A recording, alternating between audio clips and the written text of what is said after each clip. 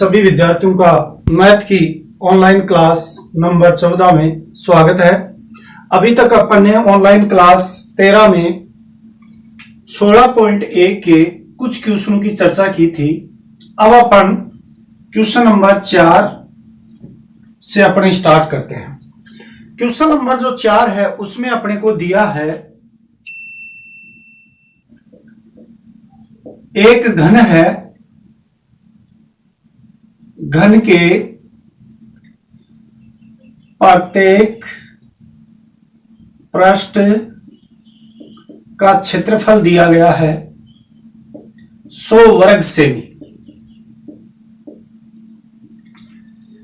और अपने को ये जो घन है उसको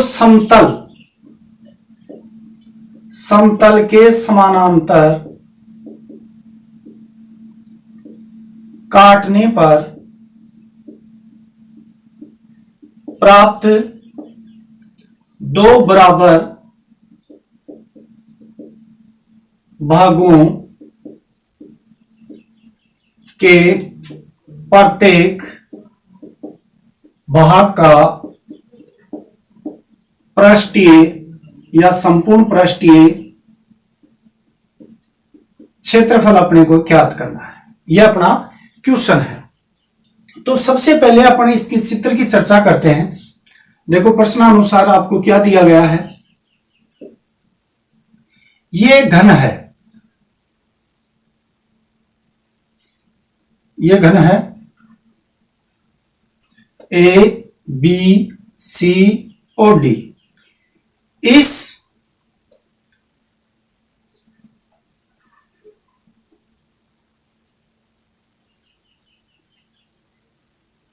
ई एफ जी और एच,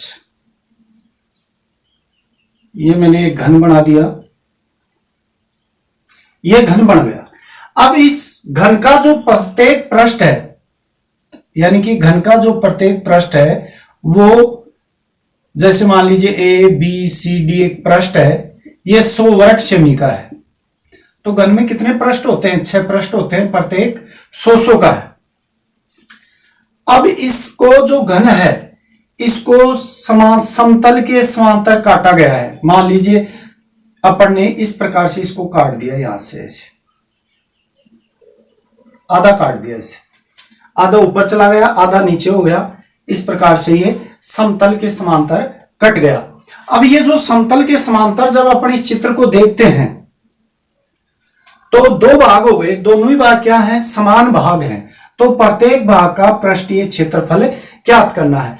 तो सबसे पहले तो अपने को यह पता होना चाहिए कि जो घन है, घन की भुजा कितनी है। तो देखो घन की भुजा दिया है अपने को क्या? प्रत्येक पृष्ठ। तो प्रत्येक पृष्ठ का क्या होता है? वर्गाकार होता है। तो भुजा स्क्वायर बराबर कितना हो गया? 100। तो भुजा बराबर कितना आ गया? √100। और भुजा का मान कितना हो गया? 10 सेमी। अर्थात वर्ग की प्रत्येक भुजा 10 सेमी होगी। अब भुजा का मान तो अपने पास आ गया कि ये कितने कितने सेंटीमीटर के हैं? 10 सेमी है। ये भी कितनी है? 10 सेमी है। और ये पूरी कितनी है? 10 सेमी है। तो अपन जब इस चित्र को देखते हैं तो देखो इस चित्र के ऊपर गौर करने पर अपने को पता चलता है इसमें काटने के बाद में भी ये भी 10 सेमी रहेगी, ये भी 10 सेमी रहेगी। ऊंचाई कितनी हो गई? 5 सेंटीमीटर हो गई बीच में से काटने पर। तो समांतर या समतल के समांतर काटने पर प्राप्त भागों की माप, यानी कि इसको समांतर के काटने के पश्चात अपने को क्या मान प्राप्त हुए हैं? देखो दो तो 10-10 के हुए हैं और एक मान ऊंचाई 5 सेंटीमीटर, मतलब 5 भुजा पूरी ऊंचाई कितनी है? 10 की। और अपने को आधी कट गई तो कितनी हो गई? 5। तो अपने पास कितना आ गया? L 10 सेमी, B 10 सेमी और ऊंचाई 5 सेमी। ये माप आ गई काटने के पश्चात प्रत्येक भाग की। अब ये क्या पूछ रहा है, प्रत्येक भाग का पृष्ठीय क्षेत्रफल पूछा है। तो सबसे पहले ये जो मान आए हैं वो कौन सी आकृति के हैं, घन के हैं या घनाभ के हैं। तो लंबाई चौड़ाई जो ऊंचाई है वो सारे के सारे किस में आते हैं, घनाभ में। तो ये जो आकृति हुई वो किस प्रकार की आकृति हुई, घनाभकार। तो अब घनाभकार का अपने को पृष्ठीय क्षेत्रफल ज्ञात करना है। तो ज्ञात करना है प्राप्त प्रत्येक भाग का पृष्ठीय क्षेत्रफल। और सूत्र क्या हो जाएगा, 2 कोष्टक LB plus BH plus HL। अब इसमें रखेंगे 2 कोष्टक 10 गुणा 10 प्लस 10 गुणा 5 प्लस 5 गुणा 10। 2 10 को 10 से 100 प्लस 50 प्लस 50। तो कितने हो गए, 2 गुणा 100 100 200, 400 वर्ग सेमी।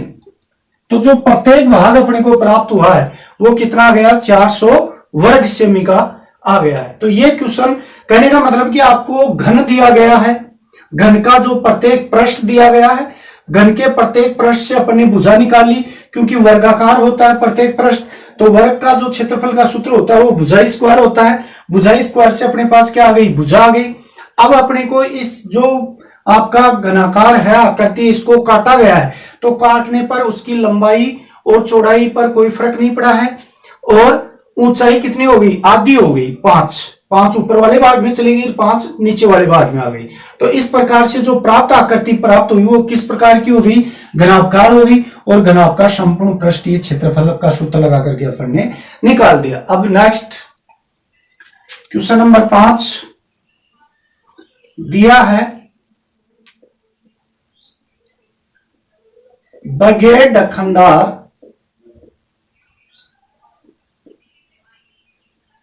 संदूक की बाहरी माप, बाहरी माप अपने को दी गई है। लंबाई L 146 सेमी, चौड़ाई B 116 सेमी, ऊंचाई H 83 सेमी।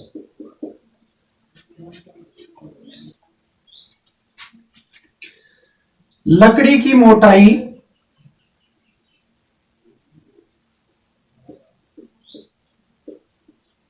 3 सेमी दी हुई है। और ज्ञात करना अपने को बक्से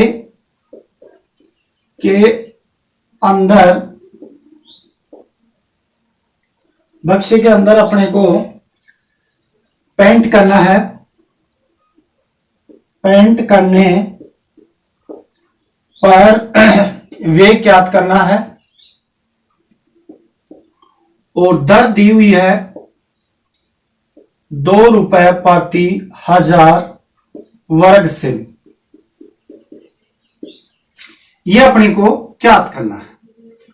तो देखो सबसे पहले अपन देखेंगे कि बगैर डखनदार संदूक है, लंबाई चौड़ाई दी गई है। तो यह संदूक किस प्रकार का है, घनाभ के आकार का है। अब बाहर की जो माप दी गई है आपको, संदूक के बाहर की माप दी गई है। अब पेंट कहां करना है, अंदर करना है। तो बक्से के अंदर अपने को पेंट करना है, तो अंदर की माप की आवश्यकता होगी। अब अंदर की माप कम होती है बजाय बाहर की माप से, आप सभी जानते हैं। तो अपन क्या करेंगे, सबसे पहला काम अपना रहेगा कि बाहर की माप से अंदर की माप ज्ञात करना। तो अपन क्या करेंगे, यहां लिखेंगे बक्से की आंतरिक माप। अब आंतरिक माप कैसे आएगी, अब आप देखोगे कि जैसे मान लीजिए ये बक्सा है। अब इसकी जो लंबाई है वो आपकी 146 है, चौड़ाई आपकी 116 है और ऊंचाई इस प्रकार से ये चौड़ाई हो गई इधर 116 है और इसकी ये लंबाई हो गई 146 और ये जो ऊंचाई हो गई ऐसे आएगी वो हो गई 83 से। तो ऊपर ढक्कन नहीं है, ऊपर क्या नहीं है, ढक्कन नहीं है। तो ऊपर ढक्कन नहीं है तो जब अपन देखते हैं अंदर से इसको मापेंगे, तो अंदर से मापेंगे तो जो लकड़ी की मोटाई है वो डबल इसमें से घटेगी लंबाई में से, क्योंकि लंबाई में ऊपर नीचे लकड़ी है, चौड़ाई में भी ऊपर नीचे लकड़ी है और ऊंचाई में ऊपर लकड़ी नहीं है, पैंदे में ही लकड़ी है। तो इसमें से सिंगल घटेगी, इसमें से डबल घटेगी, क्योंकि बाहर से अगर अंदर की ओर माप निकालेंगे तो कम होती है और अगर अंदर से बाहर जाते हैं तो जुड़ती है, क्योंकि वो ज्यादा होती है। तो बक्से की आंतरिक माप कितनी हो जाएगी, लंबाई तो कितनी हो जाएगी, लंबाई एल हो जाएगी आपकी 146 माइनस 6 140 से, और चौड़ाई हो गई आपकी बी 116 माइनस 6 110 से, और ऊंचाई हो गई एच, इसमें सिंगल घटेगी 80 से। अब ये अपने पास माप आ गई अंदर की। अब अंदर की माप आ गई तो अंदर पेंट करना है, तो अंदर का अपने को क्या निकालना है, क्षेत्रफल निकालना है। अब अंदर का क्षेत्रफल निकालेंगे, किस प्रकार की आकृति है, घनाभ के आकार की है, कितने पृष्ठ हैं, उसमें 5 ही पृष्ठ। आपको सूत्र मैंने बताया था कि बगैर ढक्कन का जो होता है उसमें पृष्ठ कितने होते हैं, 5। तो देखो बगैर ढक्कनदार संदूक का आंतरिक क्षेत्रफल, क्या सूत्र हो जाएगा 5 का, मैंने लिखवाया था आपको, लंबाई गुणा चौड़ाई प्लस 2 कोष्टक चौड़ाई गुणा ऊंचाई प्लस ऊंचाई गुणा लंबाई।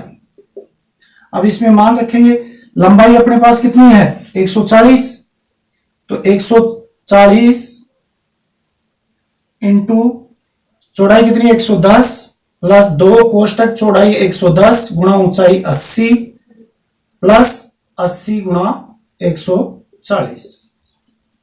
अब अपन इसको हल करेंगे तो 140 को 110 से गुणा करेंगे तो कितने आ गए अपने पास 15,400 प्लस 2 कोष्टक 8800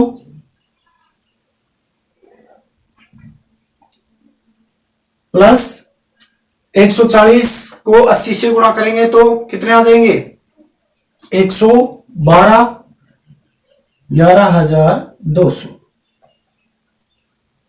क्योंकि 14 अंटम 112, 15,400 प्लस 2 गुणा 8800 और 11,200 20,000 हो गए।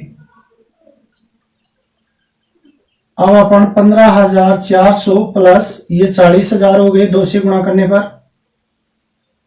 अब इनका टोटल करेंगे 40, 50, 55,400 वर्ग सेमी।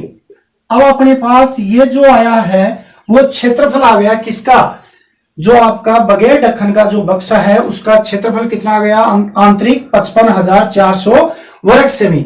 अब अपने को ज्ञात करना है इसका वेग, यानी कि इसके ऊपर पेंट करने का वेग ज्ञात करना है। तो 2 रुपए 1000 वर्ग सेमी के लगते हैं। 1000 वर्ग सेमी के कितने लगते हैं 2 रुपए। तो आप देखो ज्ञात करना है पेंट पर वेग, पेंट करने पर वेग। तो देखो 1000 वर्ग सेमी पर वेग कितना होता है 2 रुपए। तो 1 वर्ग सेमी पर कितना होगा 2/1000। अब कितने वर्ग सेमी है 55,400, तो 2/1000 गुणा 55,400, 2 जीरो से 2 जीरो। अब अपन क्या करेंगे 2 को 554 से गुणा करेंगे तो 4 दूनी 8, 5 दूनी 10 और 11/10, 1 के बाद में दशमलव तो 110.80 रुपए। तो खर्चा कितना आ गया अपने पास 110.80 रुपए पेंट करने का वे आ गया। तो इस प्रकार के जो क्वेश्चन होते हैं बगैर ढक्कन के वो इंपॉर्टेंट होते हैं। क्यों इंपॉर्टेंट होते हैं? क्योंकि जल्दबाजी में बच्चा 5 का सूत्र न लगा करके पूरे 6 प्रश्नों का वो निकाल देता है, जबकि बगैर ढक्कन में क्या होते हैं? 5 ही प्रश्न होते हैं और ढक्कनदार में कितने होते हैं? 6 प्रश्न होते हैं। तो मैंने आपको 6 प्रश्नों का सूत्र भी बता रखा है, 5 का भी बता रखा है और 4 का भी बता रखा है। अब नेक्स्ट क्वेश्चन नंबर 6 दिया है घनाभ में। घनाभ की लंबाई, चौड़ाई और ऊंचाई का योग। लंबाई मतलब L plus B plus H बराबर 19 सेमी तथा घनाभ का विकीर्ण 11 सेमी। यह अपने को 2 बातें दी गई है और अपने को पूछा है घनाभ का संपूर्ण पृष्ठीय क्षेत्रफल प्रश्नवाचक चिन्ह।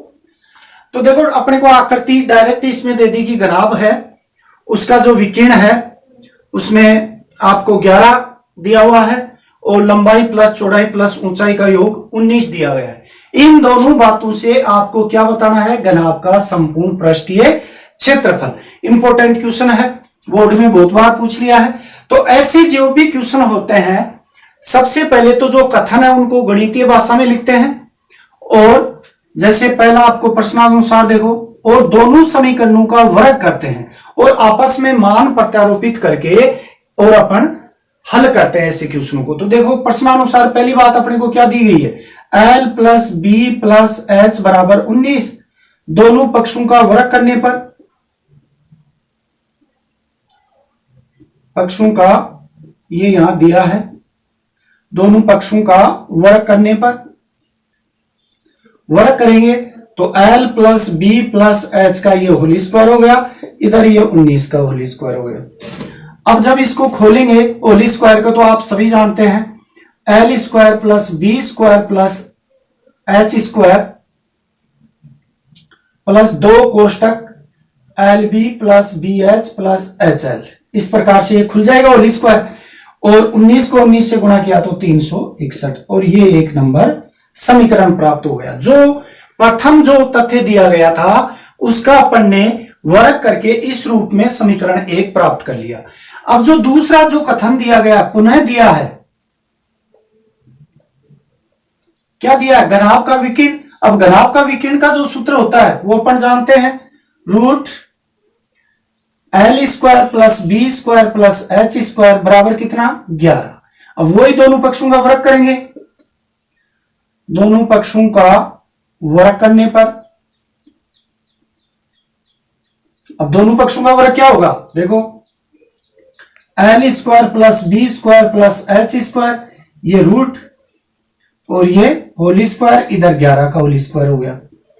अब देखो रूट के का होल स्क्वायर, रूट के ऊपर होल स्क्वायर है तो रूट हट जाएगा और क्या आ जाएगा अपने पास? L square plus B square plus H square बराबर 121, समीकरण नंबर 2। अब देखो अपने पास 1 नंबर समीकरण यह है, 2 नंबर समीकरण यह है।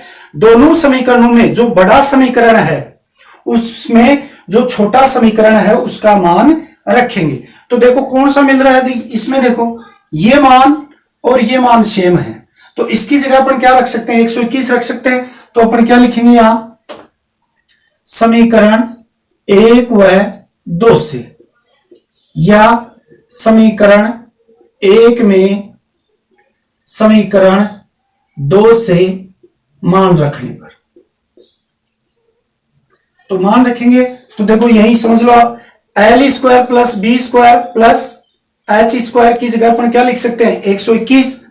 तो यहां तो आ गया ये 121 प्लस फिर है 2 कोष्टक LB plus BH plus HL बराबर 361। अब यहां ध्यान देने वाली बात है कि जो आपका ये जो सूत्र है वो किसका सूत्र है? घनाभ का संपूर्ण पृष्ठीय क्षेत्रफल, पृष्ठीय क्षेत्रफल। तो अपने को क्या याद करना है, घनाभ का संपूर्ण पृष्ठीय क्षेत्रफल निकालना है। तो इसको एक तरफ कर लेंगे, बाकी संख्याओं को एक तरफ। तो देखो 2 कोष्टक L B plus B H plus H L बराबर 361 माइनस 121। तो 2 LB plus B H plus H L बराबर ये कितने हो गए 0,240। अर्थात घनाभ का संपूर्ण पृष्ठीय क्षेत्रफल बराबर 240 इकाई क्या सेमी, वर्ग सेमी होगा। इस प्रकार का ये क्वेश्चन है, इंपॉर्टेंट क्वेश्चन है, बोर्ड में 3-4 बार पूछ लिया जा चुका है और बहुत ही शानदार क्वेश्चन है। बार बार इस क्वेश्चन को निकालना है। कोई समस्या हो तो वीडियो को वापस देखना है, फिर भी समस्या हो तो आप मेरे से पूछ सकते हैं। अब नेक्स्ट अब देखो क्वेश्चन नंबर 7 दिया है, कमरे की एक कमरा है वर्गाकार, वर्गाकार कमरे की भुजा 6 सेमी, यानी कि एक वर्गाकार कमरा है जिसकी भुजा 6 मीटर है, 6 मीटर। इस कमरे में हवा का जो आयतन है वो आपका 180 मीटर क्यूब। तो कमरे की ऊंचाई अपने को बतानी है, एच बतानी है, प्रश्नवाचक चिन्ह। तो देखो जो कमरा है लंबाई और चौड़ाई, कमरा इस प्रकार से है, ये लंबाई चौड़ाई, ये फर्श हो गया उसका।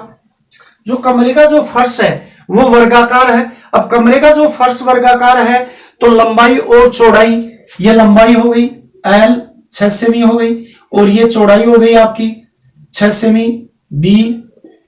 अब ऊंचाई जो है अपने को पता नहीं है, ऊंचाई अपने को ज्ञात करनी है।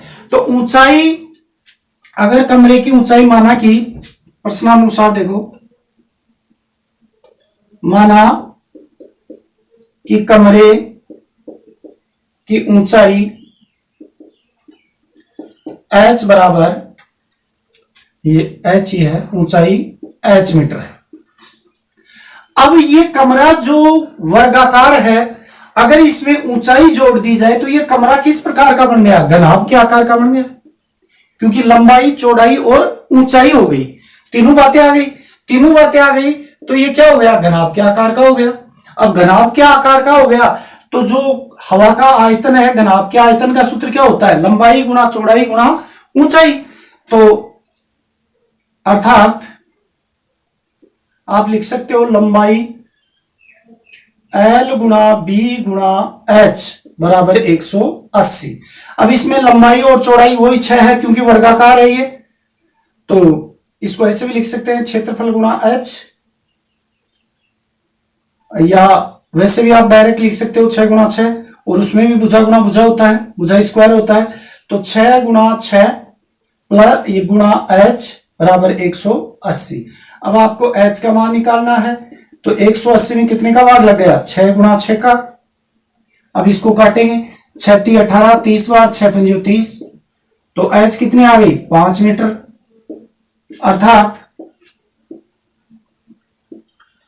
वर्गाकार कमरे की ऊंचाई 5 मीटर होगी। तो इस प्रकार से ये जो क्वेश्चन है वो अपने लगभग 7 क्वेश्चन कर चुके हैं। अब जो आगे के क्वेश्चन होंगे वो अपन नेक्स्ट क्लास में करेंगे।